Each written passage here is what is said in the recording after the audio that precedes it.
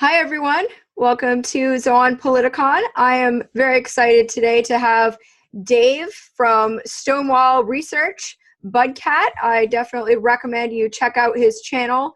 I found Dave's work through YouTube. He's got a great channel looking into Stonewall structures and ancient artifacts and really examining archaeology specifically in North America. So I'm really excited to have him on. So welcome, Dave. Hi, Holly. Thank you so much. Thank you for inviting me for this. I really appreciate it. Yeah, so it looks like you've got so much information on your channel. You've been doing this I do. for many years, right? Yes, I've been doing it for about 4 or 5 years. My first videos on my channel were from a site in Connecticut, upstate Connecticut, very rural Connecticut, very inaccessible to get there. And that's where one of my sites is from about 4 years ago. Yeah, I've been now 4 or 5 years ago at this point now. That was my original find there. And then I went back this past year and made an entire series of about 30 videos. A serious look at the area, piece by piece. And I go through a lot of stuff in those videos. I have them in a playlist on my channel, so it's easy for people to find. And a lot of the videos are only like 2 or 3 minutes long. They're very short, most of them, so you're not investing a lot of time in video watching or anything. But it is, I am in person on the site. I'm not just showing pictures of the area. And you can see some unbelievable stone constructions, not only stone walls, but effigies, mounds, serpent walls. And actually, these people actually were well versed at engineering with with water engineering. They knew a lot about it, and they were doing things with manipulating the water in the area too. So it's very complicated, and it really speaks to an unknown civilization in North America, Northeast North America, which has basically been ignored mostly by archaeologists and anthropologists because they believe that the Native Americans are the only ones who have ever been here, and there is no other peoples to talk about, although the Native Americans don't claim to have built any of the stone walls or any of the mounds. They attribute that from ancestors or different people or whatever it is, but it wasn't them. Yeah.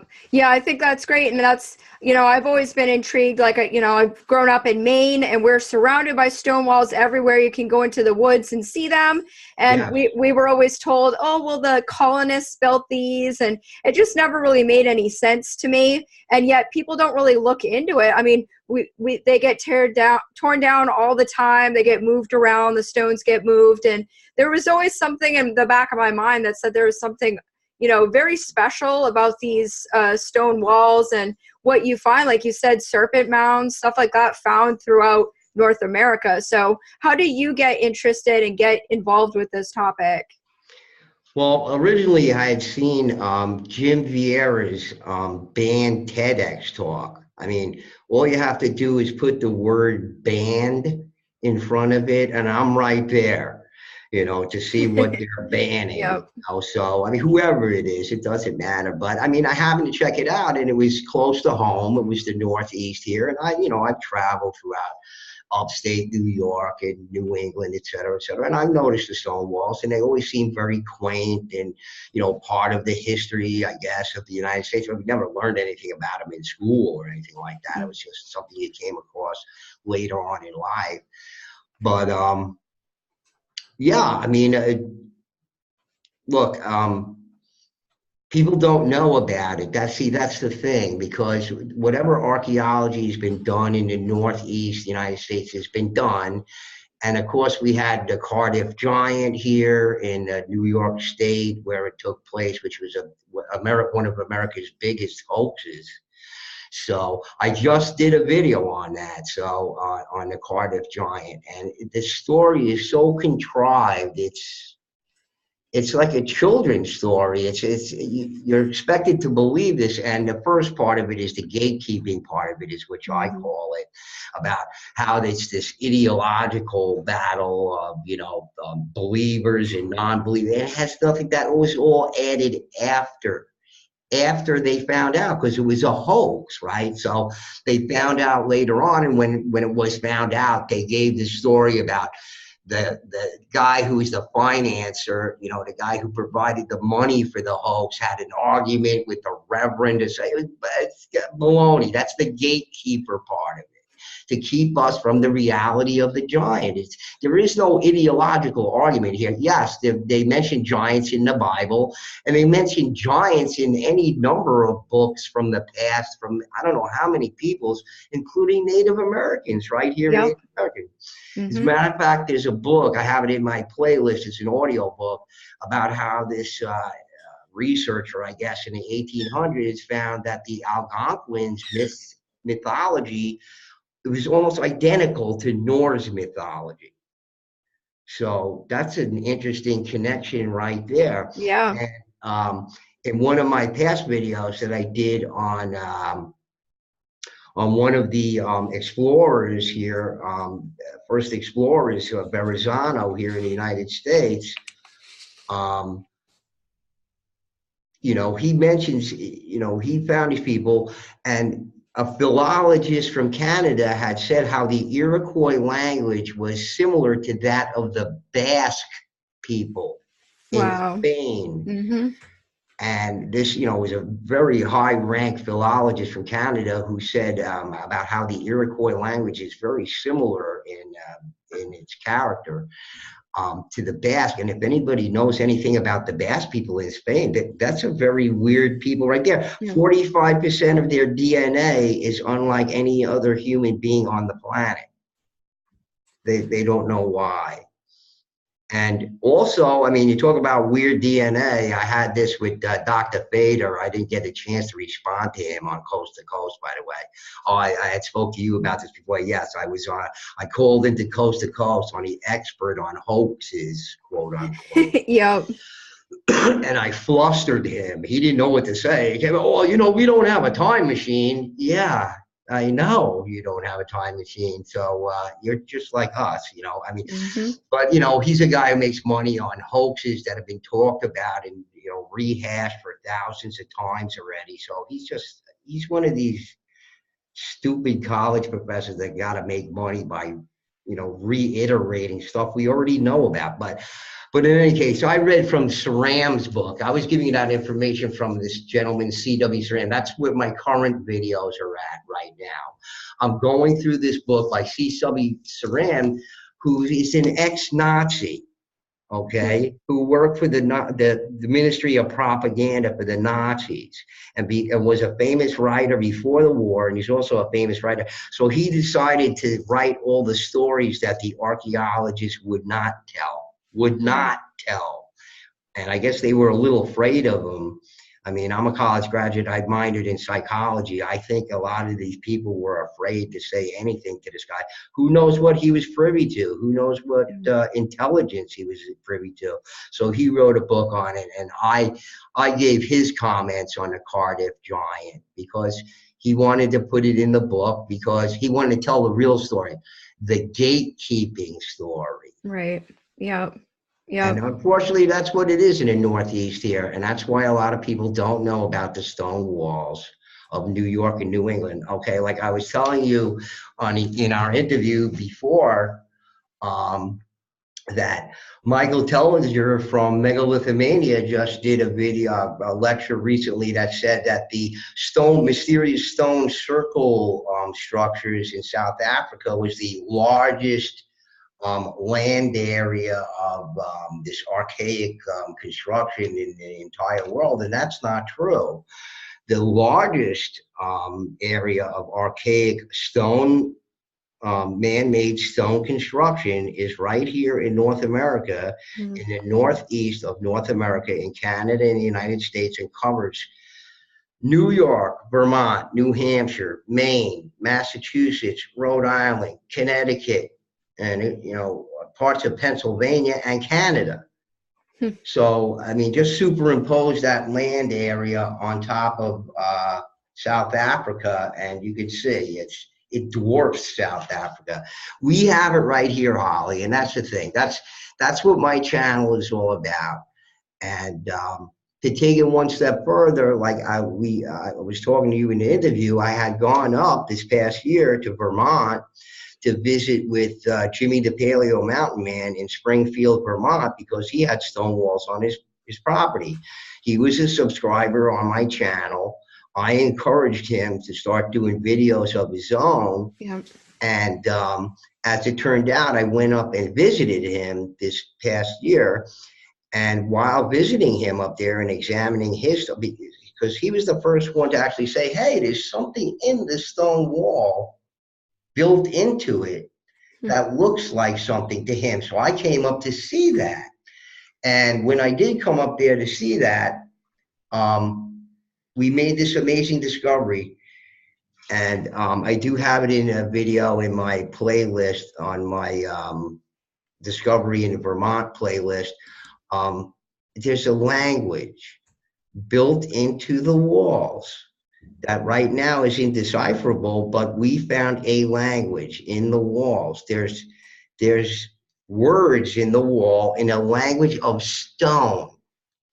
And I put in my playlist Language of the Giants and 3D stone wall petroglyphs. Those are along the lines of the videos that I made there, because that's what we were finding in there. Small groupings of stones purposely turned on their sides or making like T's, or very interesting. Very interesting. There's words in there. So if somebody doesn't research this other than me, we're going to lose this. It needs to be deciphered, because there's statements in there. I don't know what it says. It probably says it's us, we're here, the society, this unknown people, this unknown culture that is not necessarily Native American, but may be an ancestor of the Native American, one that they're not counting, that one that not giving full attribution to, because they've been told by mainstream academia that they've all come through the Bering Land Strait, and that's it. Yep. Yeah, and you've done some great research. You're starting to do some videos really examining the Smithsonian and how they tie into this. So could you talk a little bit about that? The Smithsonian's weird origins. Yes, James Smithson, who was born, he was an illegitimate child born in France, was an Englishman though, and died in Italy, and had never been to America, and had showed no interest to his friends or acquaintances during his life towards the United States whatsoever. And somehow he donated a fantastic fortune to the establishment of the Smithsonian for no reason. And Saram, again, our friend, our Nazi propaganda friend, tells us in the book, it's unexplainable why that should even happen at all. Yes, he had a nephew, I guess, who apparently didn't want like $100 million or something at the time in 1838, and said, nah, I'll pass on that. And it went on a ship. The name of the ship, I didn't bring this up in my video, but I thought about it afterwards. The name of the ship was the Mediator. I find that very interesting. Yep. I don't know, but and they brought this money to America. It was coined. It was put into American coinage, and it was like $508,000, which in 1838 has got to be like hundreds of millions of dollars, tens of millions of dollars.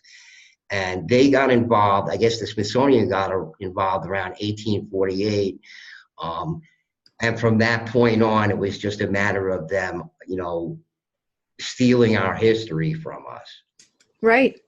Yeah, that's a great way to put it. Yeah, they've, really become the gatekeepers of this kind of research, and they marginalize the type of research that you do about stone walls, and we're made to believe that this sort of stuff isn't here in North America.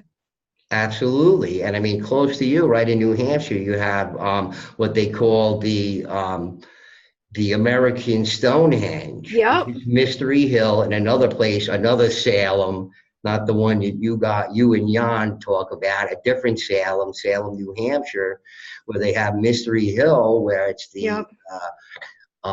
American Stonehenge. And, the farmer who bought the land, he's the guy who discovered it and said, hey, I discovered this stuff. And they immediately said, well, that's impossible. And you did it, Mr. Farmer. So it always goes back to the farmer. Whoever the farmer was, they did it. It doesn't matter, whether they know it for a fact or not. But because they can't accept the premise that, man, human occupation of the Northeast of the North America goes back anywhere beyond, 12,000 years. It can't be anything beyond that. So anything that might predate that, they don't accept it. It's still a controversy, quote unquote, even though they've done archaeology. And Saram goes over it in his book. I'm telling you, they were afraid of this guy. They were afraid to say anything to this guy. They said they didn't like any of these stories. And Saram said, well, guess what, guys? I'm telling all of the stories. And he did. And that's where I'm currently at with my videos. Again, you can go back and see my research in Connecticut, in Sherman, Connecticut, at Mallory, which is just amazing. If you're into the stone walls, I mean, you have stone walls around you, but they're a little different by you. Up in Vermont and New Hampshire and Maine, I think that was the summer area because they were doing something similar to what the American Indians here, the Native Americans, were doing. When the explorers first got here and got in touch with the Indians of New York State, they found them, and I read this in the book from the Library of Congress that they have, the tribes of the Hudson Valley, that they said they had long ago had abandoned their mound building. Now, they had no idea of the mounds in the center of the country in the 1600s, right? But apparently they knew about mounds. So they had said they abandoned their mound building apparently a long time ago and were nomadic. They were sedentary and nomadic. So they had no permanent settlements, which is what these stone walls sort of suggest, although they were not permanent. They were just their summer grounds. Naturally, you're going to go north in the summer, and then the rest of the year, you're going to be following the prey or food. And these people were farmers anyway. They were agricultural people, although the further back in time you go, they say, well, they were not. They were just, hunting animals or whatever. But they don't know that for a fact. That's a guess. Yep. So anyway, this is one of the most under-researched topics and one of under-researched areas, archaeological areas. And you had mentioned that people take them down all the time. They don't want them. They're, a pain in the neck. They look ugly, whatever it is. And they're destroying. And I mean, if I can just put it this way, in Vermont, where we did our research, I did it in Springfield and also at Mount Ephraim, a mountain in Vermont. It's owned by private land. So, but you have permission to go there, but nobody ever goes there. It's just no reason for anybody to go there. They have doming there. So this site goes back quite a ways. So you're going to find dome in there. And we're talking about, really, right after the cataclysm or, post flood.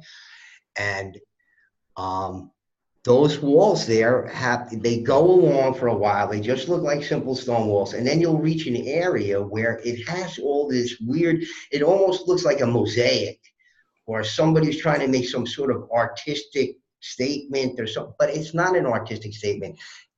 As Jimmy and I found, it's a language. Wow. There's something in there that needs to be decoded and deciphered. And recently, Dr. Robert Schoch, if you know Dr. Robert Schoch, he was the guy who did the research on the Sphinx in Egypt. He's from the University of Boston. He's a geologist. He's a pretty famous one. And he was the one who determined that the Sphinx in Egypt was much older and belonged to the dynasties, the Egyptian dynasty, because it went, he was talking about 20,000 years old or whatever. So he's the one who came up with that, and he's very famous for it. And he had recently said in an interview, radio interview, that he said that there was messages in the megalithic work around the world. He said there were actual messages.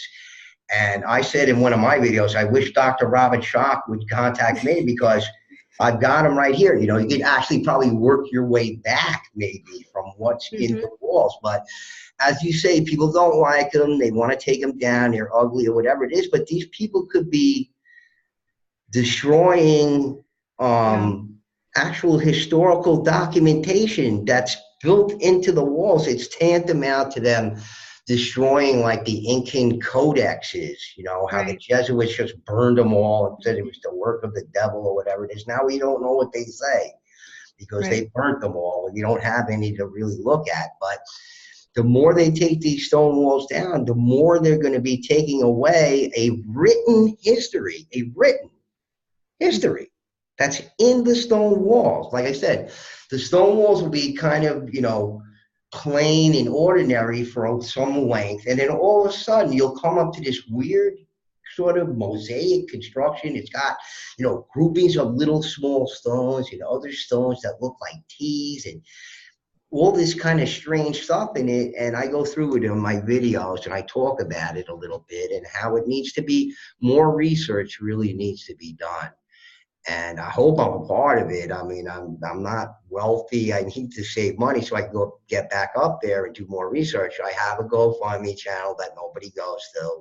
I don't think anybody donated a nickel yet.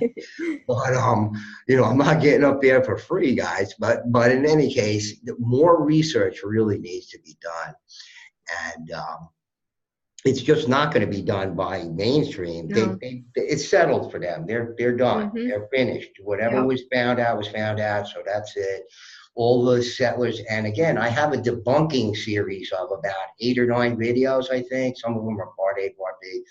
But in like 6 parts, I go through a complete debunking of the mainstream history of the stone walls, piece by piece, using Robert Thorson as a background, because he's the world's expert, quote unquote, but he's not. I'm probably the expert on him right now. But you also have Barbara DeLong, and you asked me how I got interested. We started talking about Jim Vieira's band video on the giants and mysterious stone chambers. And by the way, Vermont has the most stone chambers in the United States.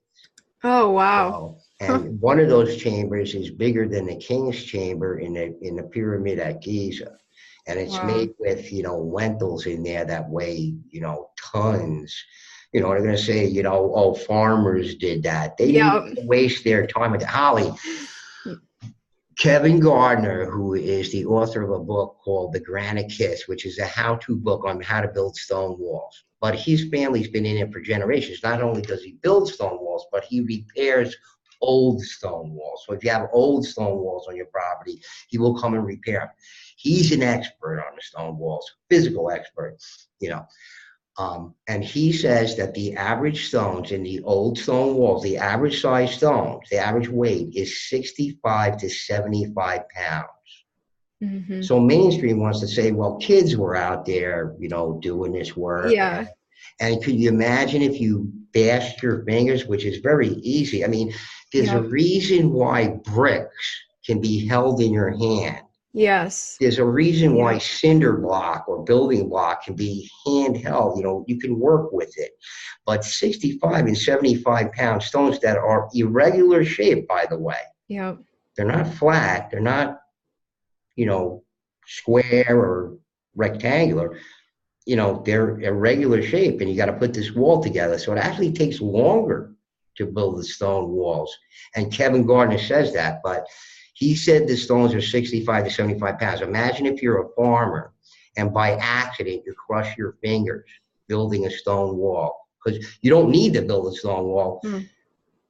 Look at the forest in upstate, in the northeast United States. I mean, the trees here are unbelievable, and we're twice the size of Ireland. Somehow it got deforested. Even I did the research on that too. The forestry department in Ireland doesn't even know how it got deforested. They're not sure.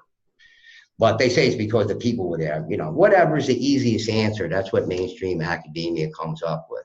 But Yeah. again, this is the most under-researched site on the face of the planet, and it's from a specific time period that's not shown of any other location on the planet. Well, you can see people going by their chronology, of course, but you can see all these ancient civilizations on the planet. They're all from different time periods, but they're specific to that particular time period. Sometimes they were, simultaneous, but not all the time. Think of Sumerians, the Indians. So this is from a very specific time period in the timeline, and that's not clearly evident anywhere else on the planet, although there are stone walls in California that nobody knows about either. Wow.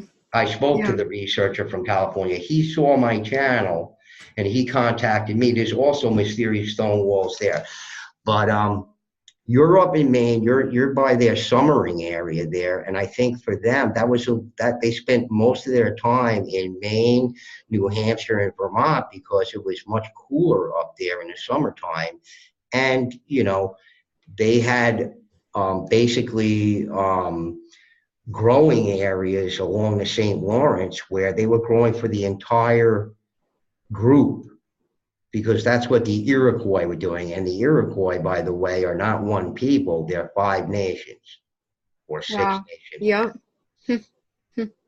Yeah. So speaking of that area, you had mentioned the Popham colony to me, and I've heard about it. I've been told, oh, well, it was, the Pilgrims or Puritans coming over, it was in the 1600s, right? And then the civilization collapsed real quick, and then that's it, right? So, yes. But you've got a different theory on it, right?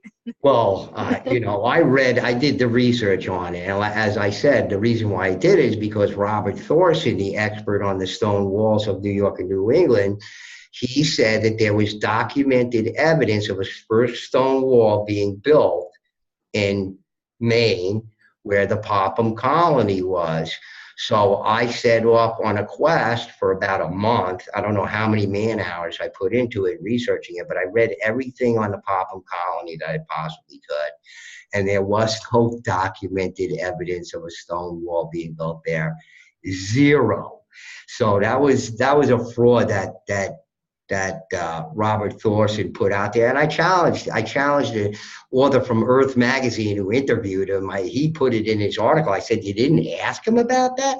So in any case, as far as the Popham colony goes, that's a good one for you. You got to research that because there is like no evidence. They base all their evidence on the diary, maybe the diary of James Davies, who was captain of the ship that they allegedly built from the timbers here and went back to England after a year at Popham there at Kennebec, Maine. And as a matter of fact, a Boston librarian challenged the state of Maine, challenged some religious people up there because it's a religious celebration.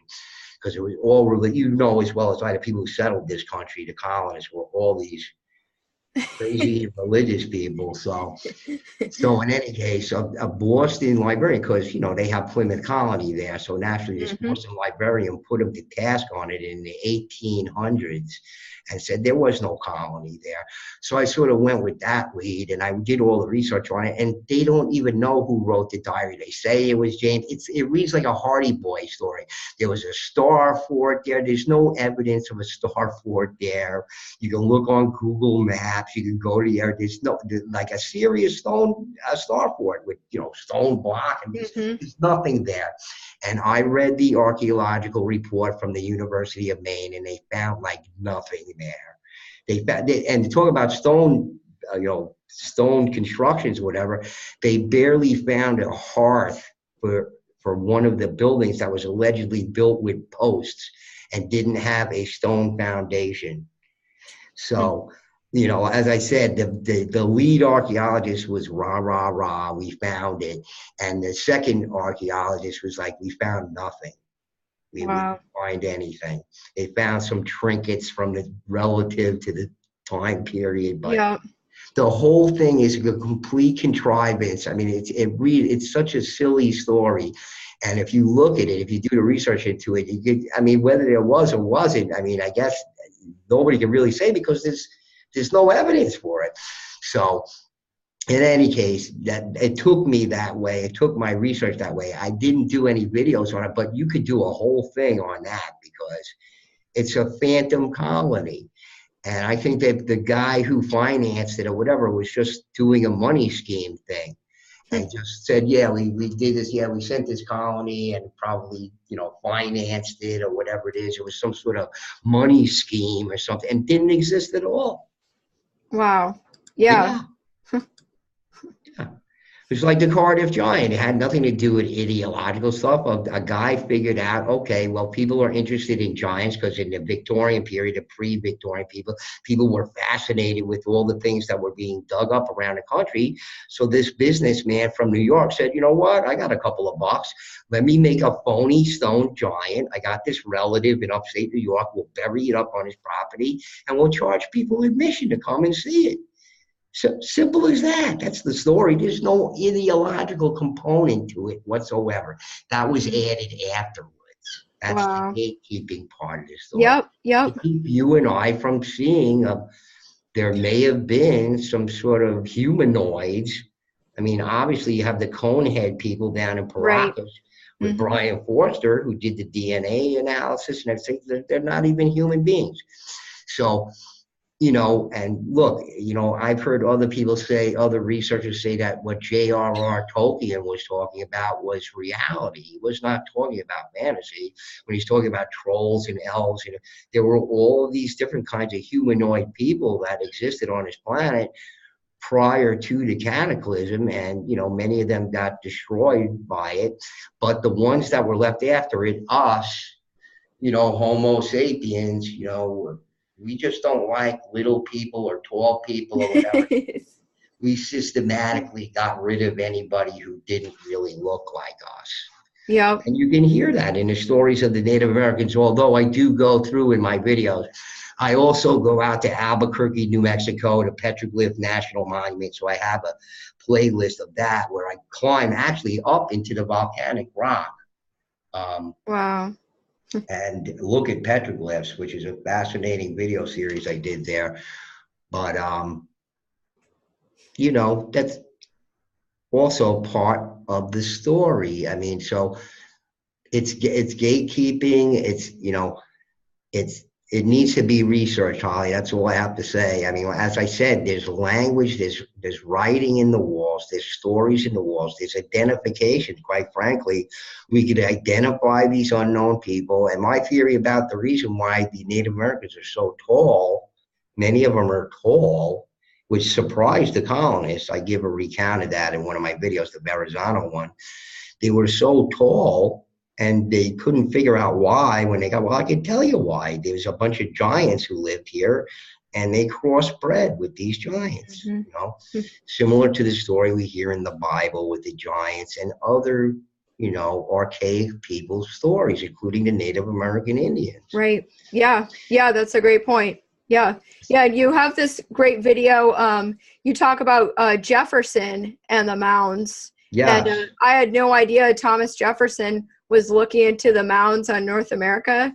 Apparently on his time off from politics, he had nothing better to do. So he's like, hey, what do I got a mound over here? Let me see what, and that's exactly what happened. He was between politicking, had time off. So he was fascinated by this. And he was actually the first one to open up a mound and do a sort of systematic, comprehensive, scientific survey of one of the mounds that were on his property or near his property in Virginia there, and much more research because he was fascinated by the Native American Indians and the history, although, again, they claim to never have been built the mounds or anything, but, you know, they were, I guess at that time, they were already starting to attribute it to the Native Americans' ancestry without really knowing the full and complete story.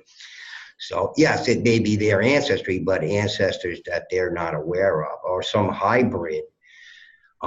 I go even further than that, and I've been doing it recently. I haven't done the video on it yet because people want to know, well, where did these walls come from? Why are there this society? Why are there giants here?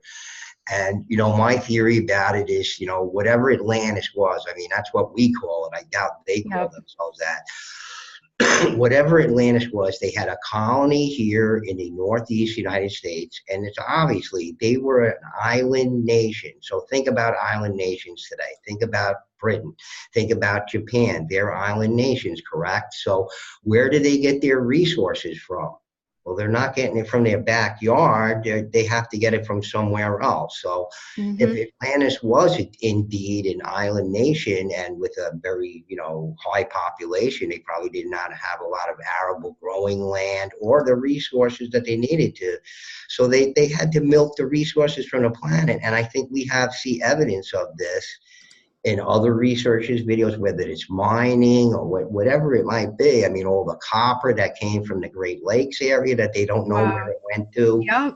Billions and billions of tons of copper. And they found a few little copper items here. I go over one, they found a 28-pound. Well, they found 28 pounds, a stone axe, a copper axe that was 28 pounds. Saram names it in his book. Wow. So, who's going to throw around a 28-pound copper axe? Not me, baby. I could after a couple of swings, it'd be time to see the chiropractor for me. But so, I mean, you have these anomalous things. But see, if it's the center of the country, it's the Southwest. There's plenty of archaeology that was done, even though more needs to be done. I'm going to go over that in future videos.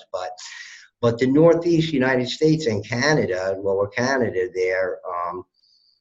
This is just ignored. And like, as you said, the stone walls, I mean, the mainstream academia says all the stone walls were built by the colonists and settlers. And if you watch my debunking series, all my videos, I go through how it's impossible.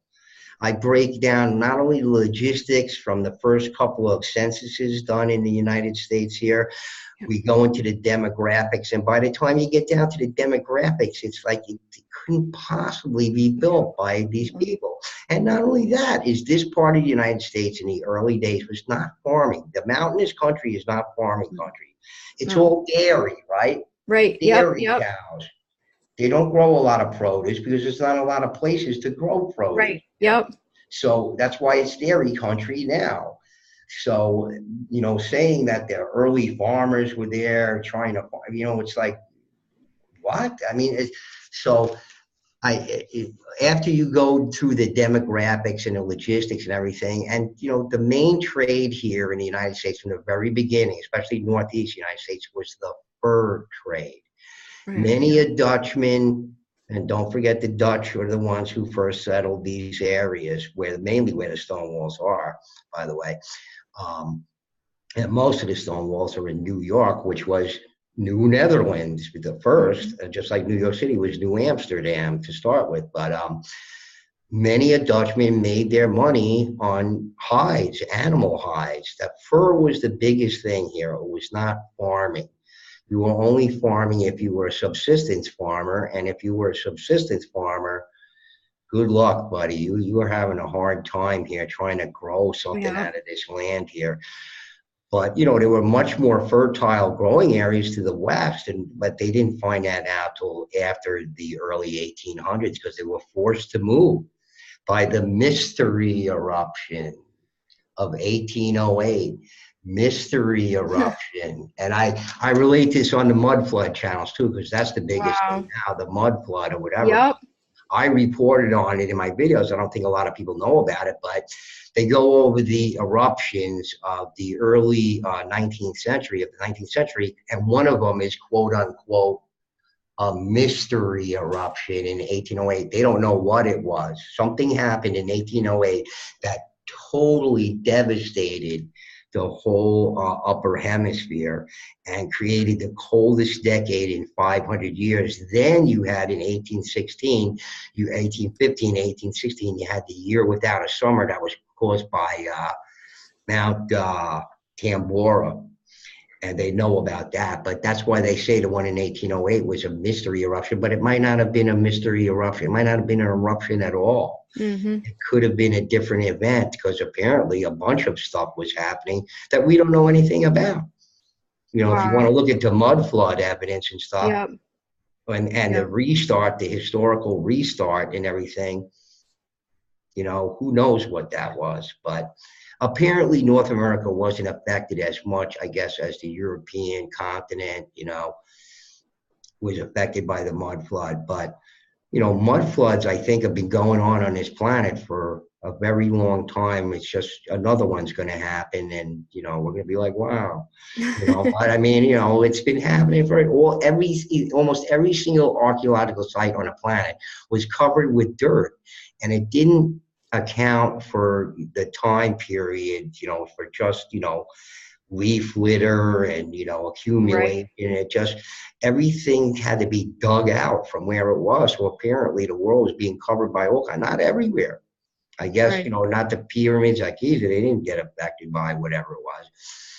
But, who knows? Maybe they did. But there is just, history is just unknown to us. And what's even lesser known to us is what's going on here in the Northeast. And if Mm-hmm. you want to take the total area, as I said, all of the states in Lower Canada and all the different stone constructions that have been built here, it's just an amazing amount of stuff and fascinating amount of stuff. And people hardly look at it. If you say Egypt, India, China, whatever you say, people are like a magnet. Wow, they're right there. Peru, Brian Forster, whatever it is, they're right there. They're fascinated by that stuff. But the Northeast United States, yeah, people are like, yeah, what are you talking about? Stone walls, what's the big deal? It is a big deal. There's a lot more. And as I say, once somebody figures out, other than me and Jimmy, that there's a language in those stone walls up there, and there are messages in there that need to be a whole language that needs to be broken down and deciphered so we can figure out who these people were. If nobody does that, we're going to lose out on it because most of these stone walls are either on private estate land and they just don't care about them, Yeah. Yeah. Can you tell me a couple minutes about the Mallory Stonewall site? Okay, yeah, that's my main stone. That's actually my site. And the way I discovered, I already knew about the stone walls from watching, YouTube, reading online, waking up on Turtle Island, which is an excellent blog for that. And there are many others. But, I was interested in it. My sister moved up to Connecticut, to this rural part of Connecticut, close to the New York State border and close to the Massachusetts border up there. And I was like, wow. I was like, I wonder if there's anything up there. So as soon as I visited her the first time, she said, oh, yeah.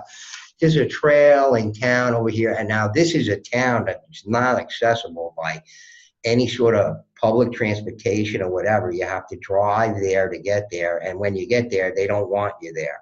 Because they're affluent people, many famous fighters live there, and it's very rural, and it's in the mountains and all this kind of stuff. So in any case, she said, yeah, there's stone walls down over here. And when I went there and saw what was there, Holly, I just was like I said, Mallory is like a Disneyland for Stonewall effigies, mounds, constructions. They were manipulating the brook there to be like a snake, and weird pyramidal constructions along the banks. And and it's like it's like a Stonewall Disneyland over there. Earthworks, and megaliths, cyclopean stuff is there. And my sea turtle effigy, which is the only one, by the way. There's a lot of effigies in the Northeast up by you. New York State, everywhere are these effigies of turtles, but they're mostly box turtles. Painted turtle, box turtle, snapping turtle. They're mostly those type of shell turtles like that, not sea turtles. But at my site at Mallory is the one and only sea turtle, because the rocks that they pick, the stones that they pick, are obviously flipper shaped. So they're not like feet and claw shaped. They're flipper shaped. So that's the one and only sea turtle effigy that you can see in my playlist. I tell a lot of people about it. And I don't know. I don't know what people, but I know there's at least 260 something people that subscribe to my channel who think it's worth looking at. But it, like as I said, I don't have a lot of attention to it, but I mean it's fascinating. And as I said, this is a major discovery by Jimmy and I about this language that's built into the stone walls. I mean, this would tell us everything if we could start. I mean, it obviously needs a tremendous amount of research to be done, Yep. but there's a whole language in there written in stone in this. And, I'm sure Dr. Robert Shaw would be the first one to say, don't discount this. So it's serious stuff. And I do go through it in some of my videos of my Vermont series. So I have a playlist on Mallory, Yep. which is just phenomenal and beautiful, by the way. I mean, the whole area there is just gorgeous. I love being there. And as a matter of fact, I live there in the woods nearby with the coyotes and the bears and whatever cats were watching me, and I didn't know that they were watching. I lived there at a campsite 24 hours a day for a few months, so I could see what was going on in that area. And unfortunately, most of the stone wall constructions for that particular site, that I think was the religious center. That's why I say it's the Disneyland, it's their spiritual center.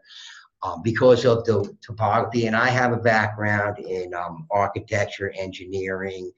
I studied that in school as among many other things, and I also have practical experience in construction. So and my theory about the stone walls in total is that they are Stone Age Amazon fulfillment centers. I know you're going to laugh at that, but they're Stone Age because they have no openings in some of the walled areas. There's no entry, there's no exit. They're only 2 feet tall. So what are you keeping in there? And they're contiguous as well. So being contiguous, so short, no entryways, I can only think that they're placement areas.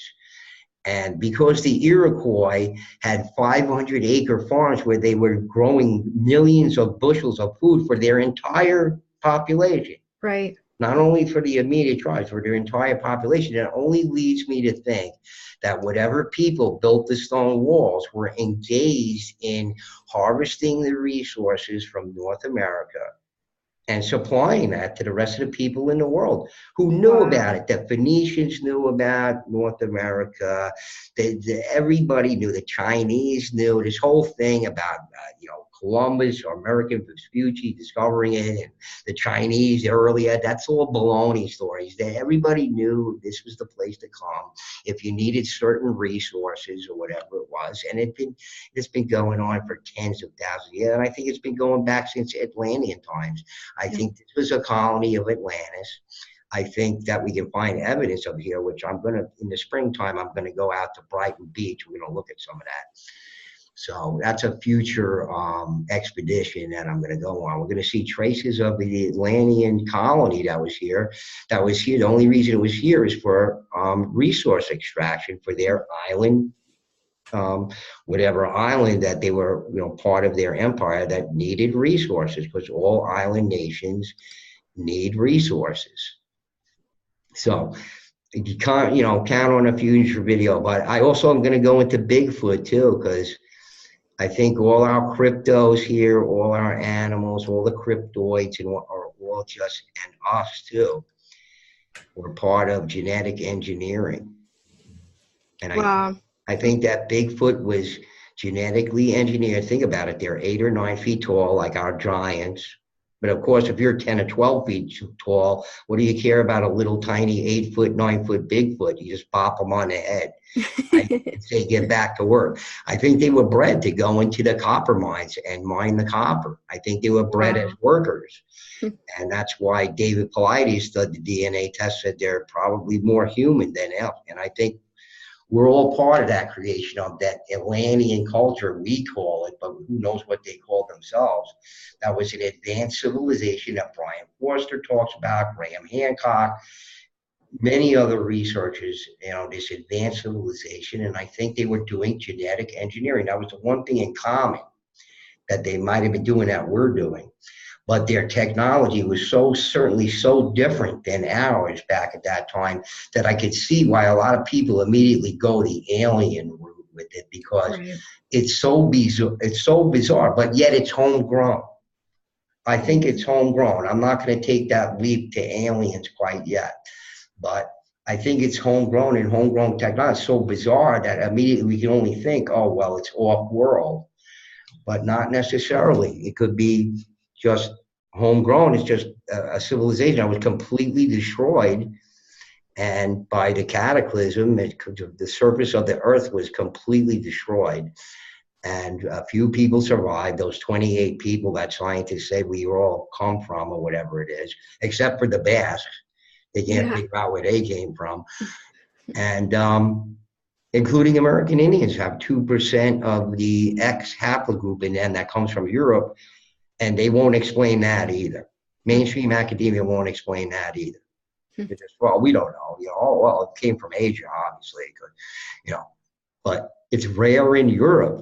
Should the American Indians have it? They have the 2% haplogroup X, and the Berbers have it at like 10% or 7%. So where did they get it from? They didn't get Wow. it from Asia, Yeah. so there's just more mystery here, and there's more research but it all comes together. All that research comes together. But I hate to disappoint Mike Tellinger from Megalithomania, but that area of South Africa is not the largest area of man-made stone work in the world. It's the Northeast United States and Lower Canada. That's where it is. And an unknown, forgotten civilization who left us messages. But your neighbors and stuff, and my neighbors, are going to tear them down because, those ugly stone walls are in the way of my swimming pool or whatever. Yeah. Yeah. And, I hate to say it, even at Mallory, I think they cannibalized the walls at Mallory, I think, to build the graveyard over there in the 1800s, and they destroyed whatever it was. And now we can't read that. And that's Right. what's going to happen to the rest of it unless somebody brings major attention to it. Yeah. Like I said, there's a language in there that somebody needs to look at and decipher and figure out what they were trying to tell us or whoever or whatever it is. So I counted as my, major discovery, with Jimmy and I. I mean, people knew there was stuff in the walls already, but they just attributed to Native Americans putting like a little effigy in there, a small thing, whatever it is, in the walls to decorate them, which they might have well have done. But I'm taking it a step further. I'm saying that there's messages in there, and somebody needs to take a closer look at that. I mean, I would love to get back up there and do more research, except that, I'm just a working stiff. Yeah. Finance that whole thing again. I mean, it Yeah. cost me thousands to tour the whole United States and go where I wanted to go. But I figured I'd do it because I'm getting a little bit older, and I mean, what's going to happen when I retire? We're going to watch YouTube all day long. So, I mean, yeah, fine when I'm ready, but I'm not ready yet. So I would love to get back up there and do more research. Like I said, I have a GoFundMe page. I do post it under my videos. Nobody's gone there to give me anything, but whatever. I mean, I'm saving my coins up so I can get back up. And even I wanted to go to New Hampshire and also Maine to see what was going on there, because I think every site, I have a friend, another researcher guy, Dennis D. His site is in Eastern Connecticut. He's got a marvelous site over there too. But it's the same people, okay? Because the stonework is absolutely identical, but the stylization is slightly different. So you're going to see this from area to area, whereas, this guy, Dennis D's area, who has his own channel, you can see those videos on Dennis's channel. They have their own stylization. Mallory has their own stylization, and the people up in Vermont also had their own stylization. So everybody had their style, and they were working with the materials that they had in the area. With Dennis was more flat stone, with Mallory was more irregular stone, and up in Vermont there was with a certain type of like sandstone, rounded sandstone that they work with up there. And So the stylization is slightly different from area to area, but you know it's the same people because they're sending the same message at all of these sites. Mm. Yeah. That's great, Dave. Yeah. So yeah, I was just so intrigued finding your YouTube channel. I've really haven't found anything like it, as you know. And you know, we can't rely upon mainstream archaeologists No. or Smithsonian to look into any of this at all. So I really wanted to share your work, and hope people will. I'll put your channel in the show notes so people can subscribe and Thank you. support you. And Thank I you. look forward to more of your work and more of your travels. And I'm just thank you so much for the interview. Thank you, Holly, and thank you for inviting me. I hope people do subscribe because this is a fascinating subject, and the research that I'm doing now is related to it. But we're going again with C.W. Schramm, an ex-Nazi who worked for the Ministry of Propaganda. So it's even more interesting than that. So I mean, yeah, thank you. I really appreciate you inviting me and having this interview. Hopefully, we'll do it again, maybe at a later date. I'll give you an update. Yeah, definitely. You know, when you get more information or whatever, I mean, there's so many. This is just an introduction. I mean, people can get lost on your channel. Like you They have so many can. different topics. So, They can. so They can. All right. thanks a lot, Dave. Have Thank a you, great night. Holly. All right. Thank you. Bye bye. Bye bye now.